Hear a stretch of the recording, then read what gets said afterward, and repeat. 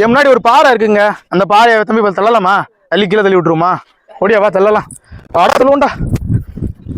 தள்ளு தள்ளு, இழுத்து தள்ளு தள்ளுடா, தள்ளு நல்ல தள்ளு. இது தாங்க இந்த மலையோட இரண்டாவது சிறப்பம்சம். இது பாறை பார்த்தீங்கன்னா இதை சோத்து பாறை அப்படின்றாங்க. அதாவது சோத்து எப்படி சோத்து அந்த பருக்கை வந்து இதில் ஒட்டி இருந்தால் எப்படி இருக்கும் அதே மாதிரி ஒரு பாறை. வெறும் அந்த ஒரு சின்ன ஒரு இந்த இதில் தாங்க நிற்கிது.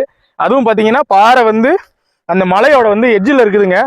ஆனால் பார்த்தீங்கன்னா நம்ம யார் தள்ளாலும் நம்ம தள்ள முடியுமா அதனால வந்து இது ஒரு சிறப்பம்சம் சொல்கிறாங்க. தம்பி அடுத்து என்ன சிறப்பம்சம் இருக்கு? போலாமா? வாங்க போலாம். இந்த அழகிய மலை எங்கே இருக்குது அப்படின்னு பார்த்தீங்கன்னா தென்காசி மாவட்டம் வீரசிகாமணி அப்படின்ற கிராமத்தில் இருக்குது. இந்த மலைக்கு கீழே பாண்டியர்களால் கட்டப்பட்ட பழமையான 7ஆம் நூற்றாண்டைச் சேர்ந்த ஒரு குடைவரை கோவிலும் இருக்குது. இது சிவனுக்காக எழுப்பப்பட்ட கோவில். இந்த கோவிலுக்கு மேலே, அதாவது இந்த மலைக்கு மேலே பார்த்தீங்கன்னா எண்ணற்ற சிறப்பம்சங்கள் இருக்குதுங்க.